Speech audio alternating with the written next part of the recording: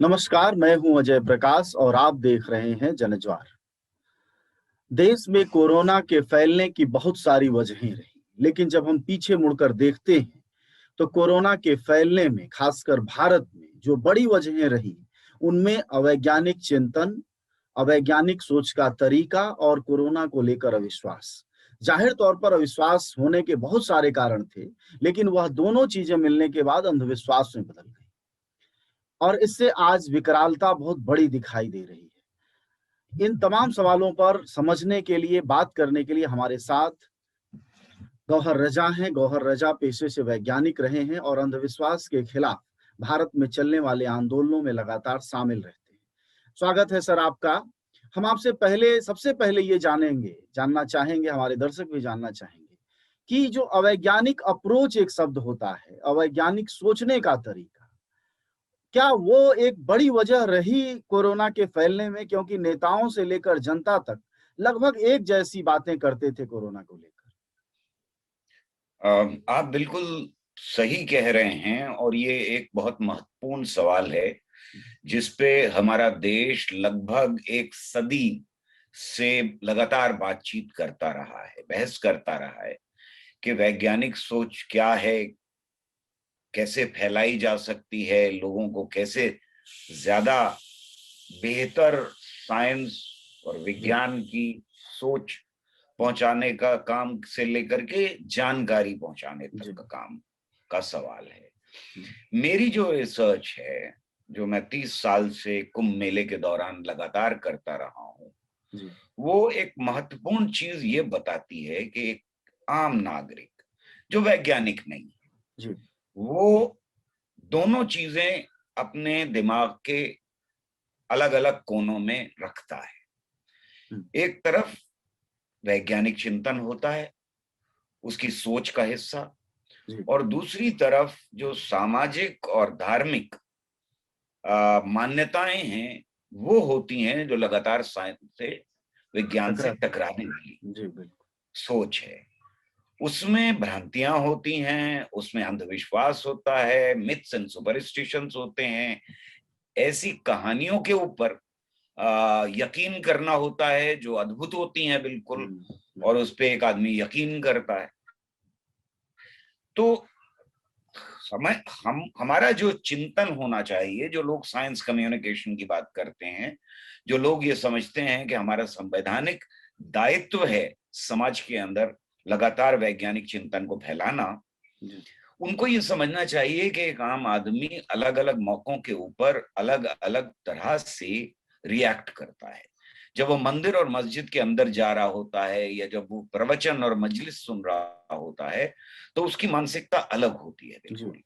लेकिन जब वो लेबोरेटरी के अंदर होता है, अपने ऑफिस के अंदर होता है, अपने खेत में होता है, या मोची की दुकान खोले हुए बाहर बैठा होता है, तो वो उन मान्यताओं को एक तरफ रख करके, अगर उसे जूता जोड़ने के लिए सॉल्यूशन की जरूरत है तो वो सॉल्यूशन का ही इस्तेमाल करता है। जी, हमें इस बीच, कोरोना के बीच में, जी, ये दिखाई दिया, और ये बड़ा साफ तरीके से दिखाई दिया, मेरा सर्वे भी यही कह रहा है, हम्म, कि आम जनता ने जितनी भ्रांतियां थी, जितनी कोशिश की गई कि उनको गौमूत्र पिला दिया जाए या उनके बदन के ऊपर गोबर लगा दिया जाए, या उनसे कहा जाए कि ये आयत पढ़ो, वो आयत पढ़ो, जी, और इससे सब कुछ ठीक हो जाएगा और तुम बच जाओगे, इसे रिजेक्ट कर दिया। आम आदमी जहां मुझे दिखाई दिया, और आपका भी यही जी, एक रहा होगा हम्म, अनुभव, कि उसने गौमूत्र की शीशियां लिए भी नहीं घूम रहा था।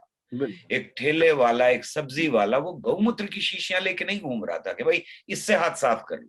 हम्म, वो सैनिटाइजर्स लेके घूम रहा था, ठीक। वो मास्क लगा रहा था। अब हुआ क्या कि जब भयानक तौर से, जब हमारी राजनीति और राजनेता इस्तेमाल करने लगे भ्रांतियों का, और उनके साथ हमारी जो रिलीजियस, यानी धार्मिक जो लीडरशिप है, वो मिल जाए, तो दुनिया भर में जहां हम देखते हैं, वो इस्लामिक देश हो, वो बुद्धिस्ट देश हो, वो हिंदू देश हो, आप जो मान लीजिए, वहां पर जब भी धर्म को राजनीति से मिलाने की कोशिश की गई है तो भ्रांतियों का, अंधविश्वास का इस्तेमाल बढ़ जाता है समाज में। वो हमें देखने को मिला जैसे ही कोरोना नीचे आया, उसके जो हम वो आंकड़े नीचे आने शुरू हुए और पैनिक कम हुआ लोगों के अंदर, जो डर था वो कम हुआ, तो फिर हमारी जो पॉलिटिकल लीडरशिप थी और रिलीजियस लीडरशिप थी, उसने एकदम से कदम आगे बढ़ाया। वो चौड़ी हो गई, मतलब उसका जो पूरा नजरिया था वह बिल्कुल मतलब चौड़ाई वाला नहीं, भौकाल वाला होता है, बिल्कुल वो भौकाल की मुद्रा में आ गई। जी, वो भौकाल की मुद्रा में इसलिए भी आ गए कि दुनिया में पहली बार ऐसा हुआ था कि उनको धार्मिक स्थान बंद करने पड़ गए।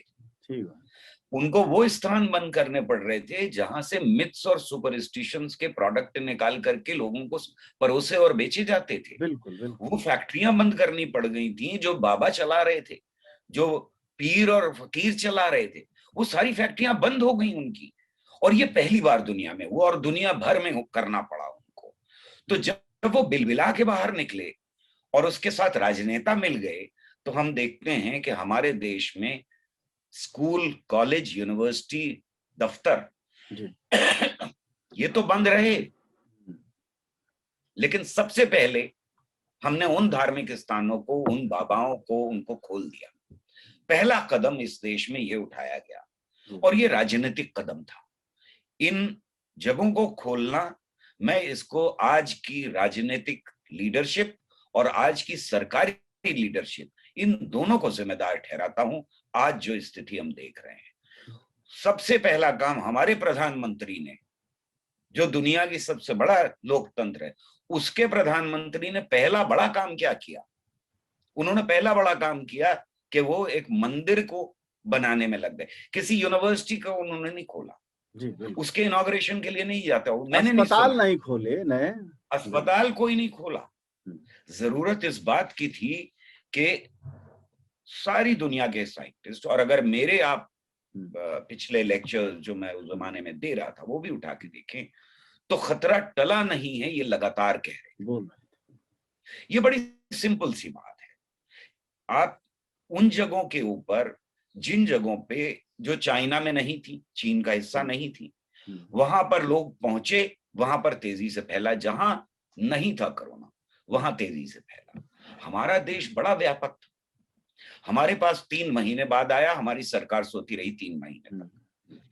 WHO, बाकी साइंटिस्ट, दुनिया के वैज्ञानिक चेताते रहे, और कुछ तो पॉलिटिकल पार्टीज के लीडर ने खुद क्या नाम है हमारे जो राहुल गांधी ने लगातार कहा कि एक बड़ी आपदा आने वाली है। इसके बावजूद कि वो साइंटिस्ट नहीं है, पर साइंटिस्ट कह रहे थे कि आपदा बड़ी आने वाली है, तो 3 महीने हम ढोल बजाते रहे, प्रेसिडेंट को बुलाते रहे।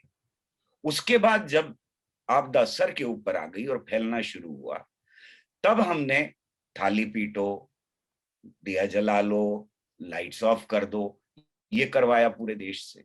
अच्छा सर, जब आप थाली पीटने और लाइट जलाने की बात कर रहे हैं, तो पिछले साल और इस साल जो सवाल उठ रहे हैं, वो 2 सवाल आपके सामने रख रहा हूं, फिर आप आगे की बात कहिएगा।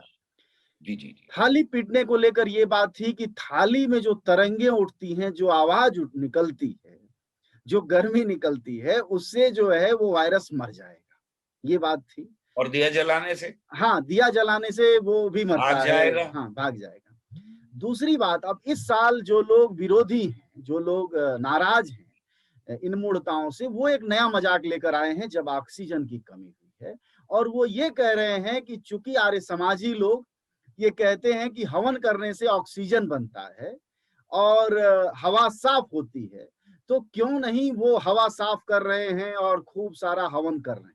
ये 2 बातें, ये दोनों बातें मजाकिया भी हैं, त्रासदीपूर्ण भी हैं। आप एक चीज और जोड़ दे, जी एक चीज और जोड़ देता हूं कि हमारे यहाँ के सांसद हैं जिनके ऊपर इल्जाम लगा था टेररिस्ट होने का, वो सांसद हैं जिन्होंने ये कहा था कि ऑक्सीजन देती छोड़ती है गाय, तो भाई गौशालाओं से गाय ऑक्सीजन का प्रोडक्शन क्यों नहीं करवा रहे? तो जा करके गौशाला में प्रोडक्शन शुरू कर दो ऑक्सीजन का।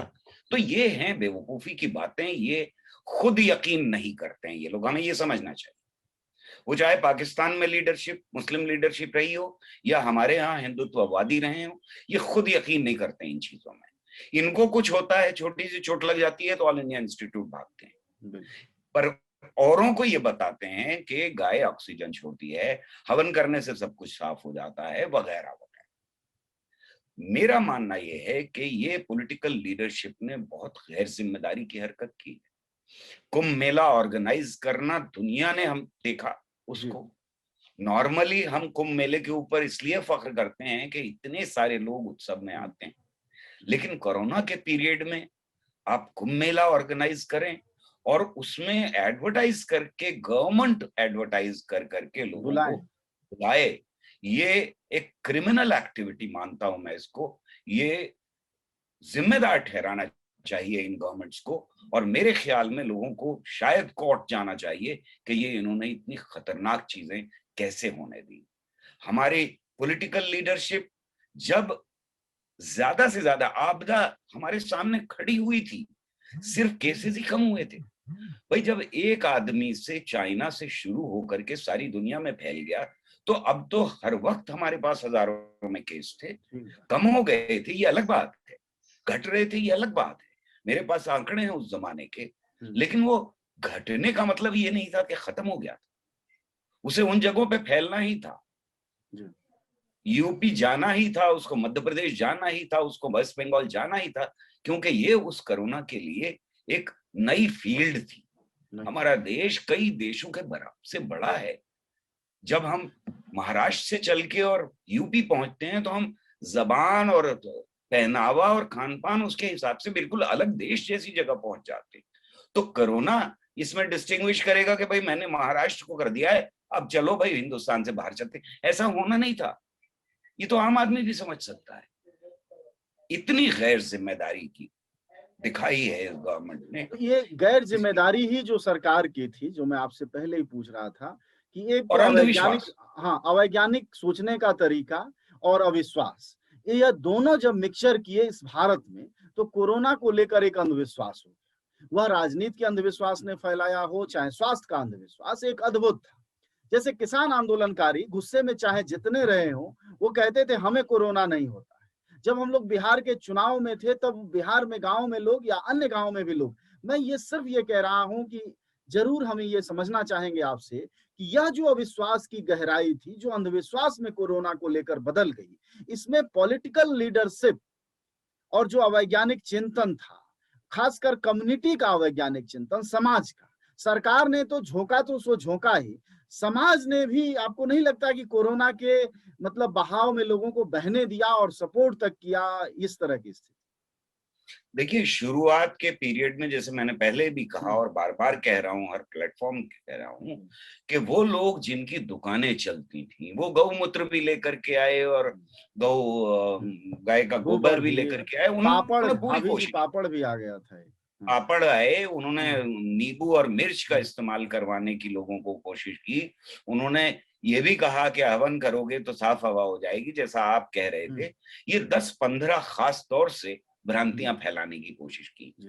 पर जब सरकार ने और वैज्ञानिकों ने ये फैसला लिया और लोगों तक पहुंचने की कोशिश की, तो अवाम ने उसे रिजेक्ट कर दिया था। ये तो फिर से दोबारा भ्रांतियां और अंधविश्वास लेकर के आ गए, वापस लौटा करके लाए हैं, बिल्कुल वैसे ही जैसे कोरोना वापस लौटा। और इसी अंधविश्वास के चलते आप बिल्कुल सही कह रहे हैं कि ये अंधविश्वास, पॉलिटिकल लीडरशिप, रिलीजियस लीडरशिप, इन्होंने मिल करके, ये जो नेतृत्व था, जब इन्होंने कहा था कि भाई खतरा बढ़ गया है, तो जनता ने माना था उस वक्त। ये अलग बात है कि उसको भी मैसअप किया था और मजदूरों को पैदल चलना पड़ा था कई 100 किलोमीटर। लेकिन ये मुझे लगता है कि सरकारी को जो चला रहे हैं इस वक्त, उनमें इच्छा शक्ति नहीं है देश को चलाने की। वो कुछ और कर रहे हैं। वो खरीदो फरोख्त तो कर सकते हैं, बहुत अच्छे हैं उसके करने में। वो सरकारें गिरा सकते हैं, सरकारें खरीद सकते हैं, लोगों को धमका सकते हैं, वो इलेक्शन लड़ सकते हैं, लेकिन जरूरतमंदों को ऑक्सीजन के लिए नहीं कर सकते, प्रोवाइड नहीं कर, इच्छा शक्ति नहीं। वो बड़े अच्छे प्रवचन दे सकते हैं। अभी हमने एक और प्रवचन सुना प्रधानमंत्री का, तो वो प्रवचन से ज्यादा कुछ नहीं था। अगर आप मुझसे पूछें तो एक प्रधानमंत्री को साथ में लेकर के वैज्ञानिकों को बैठना चाहिए था और उनको भी अवसर देना चाहिए था कि डायरेक्टली वैज्ञानिक उनके साथ मिल करके लोगों के सामने बात को रख सकें कि खतरा कितना बड़ा है। ये करने के बजाय उन्होंने एक प्रवचन दे दिया, उन्होंने बता दिया कि एक संस्कृत का श्लोक भी दे दिया, हो सकता है कुरान की आयत भी पढ़ देते, वो सब कुछ, लेकिन उससे कुछ होना नहीं। बात यह है कि उनके साथ अगर 10 बड़े हिंदुस्तान के और हमारे देश में बहुत बड़े साइंटिस्ट मौजूद है, वैज्ञानिक मौजूद है, अगर उनके साथ उसमें वैज्ञानिक मौजूद होते तो कहीं ज्यादा कॉन्फिडेंस मिलता, वो बताते कि कैसे हम इसके बारे में आगे क्या सोच रहे हैं और साइंटिस्ट का क्या कहना। बजाय इसके एक प्रवचन आया 15 मिनट का और उसमें कोई सब्सटेंस नहीं था, कोई बात नहीं, इच्छा शक्ति नहीं। इच्छा शक्ति सिर्फ भ्रांतियां फैलाने के लिए, अंधविश्वास फैलाने की इच्छा शक्ति बहुत ज्यादा है, रिलीजियस चीजों में झोंक देने की इच्छा शक्ति बहुत ज्यादा है। जितने करोड़ में खर्च किए गए उसके ऊपर, कुंभ मेले के ऊपर, उसमें इस देश के ये देश आत्मनिर्भर होता आज कोरोना को लेकर के। ऑक्सीजन को बेड्स होते कितना, उसके बजाय कि हम बेड्स की तैयारी करते, हम तैयारी कर रहे थे कुंभ मेले की। क्या ये इच्छा शक्ति की कमी नहीं है सर कि जो बात प्रधानमंत्री ने परसों, जिस 15 मिनट का आप जिक्र कर रहे हैं, उन्होंने कहा कि ऑक्सीजन का इंतजाम करेंगे। सवाल ये है कि यह बात अगर 90% ऑक्सीजन का इस्तेमाल उद्योगों में है, उसी का 10-20% ट्रांसफर 15 दिन पहले भी तो हो सकता था, लेकिन सवाल इच्छा शक्ति और ध्यान का ही तो है। इच्छा शक्ति नहीं जी, देश को चलाने की अच्छी तरह से इच्छा शक्ति नहीं है। जो ढिंडोरा पीटने की एक आदत पड़ी है इस बीच में, इस 6 साल 7 साल में, कि काम मत करो, काम का ढिंडोरा इतना पीटो कि हर पेट्रोल पंप के ऊपर बड़ी बड़ी फोटोग्राफ्स लगाओ, हर टर्निंग के ऊपर बड़ी बड़ी फोटोग्राफ्स लगाओ, इतना जोर से कहो कि हमारे देश के अंदर बचा लिया लॉकडाउन लगा करके और इंसानों की जिंदगी, कहते रहो, ये बस बार बार बार बार रिपीट करते रहो। इच्छा शक्ति नहीं है गवर्न करने की। मेरा गुस्सा है इस बात को लेकर के कि पिछले 6 सालों में ये इच्छा शक्ति थी ही नहीं सरकार के अंदर। जो लोग सरकार में आए उनके अंदर ये इच्छा शक्ति ही नहीं थी कि इस देश को गवर्न किया जाए। तो गवर्नमेंट ही खत्म सी लग रही है मुझे। हाँ, मतलब आप मंदिर बनाइए, मस्जिद बनाइए, गिरजा बनाइए, कुंभ मेला कीजिए, उर्स कीजिए, करते रहिए, चलता रहेगा देश तो अपने आप। लोग मर जाएंगे। ज्यादातर आम आदमी यही कहेगा कि भगवान की मर्जी थी। क्या करेगा वो? उसके पास बचता क्या है ये कहने के अलावा? एक गांव का आदमी जब मरेगा कोरोना से, क्या कहेगा वो? उसके पास है ही क्या? ना आपने उसको ऑक्सीजन दी है, ना आपने उसको वैक्सीनेशन दिया है, ना आपने उसके लिए बेड्स तैयार किए इस बीच में, ना आपने हॉस्पिटल बनाए हैं, ना आपने दवाओं का इंतजाम किया है। कैसे हो सकता है कि 1 साल बाद भी ये पूरा देश, इतना बड़ा देश जो दुनिया का वैक्सीनेशन के ऊपर, कि हमने 70 सालों में इस देश में एक इतना मजबूत नेटवर्क बनाया था वैक्सीन प्रोड्यूस करने का। हम वैक्सीन के लिए जाने जाते थे दुनिया में। आज हम कटोरा लेकर के और देशों के पास जा रहे हैं। 50% से ऊपर वैक्सीन हमारे देश में बनती थी, कोई भी वैक्सीन। लेकिन ये तो सर कह रहे हैं कि हमने ही सबसे ज्यादा वैक्सीन बनाई, पहली बार बनाया, और इस तरह का प्रचार है, हम पहली बार आत्मनिर्भर हुए और दुनिया भर में हम वैक्सीन दे रहे हैं। ये सब प्रचार तो बहुत हुआ पिछले 1 साल में।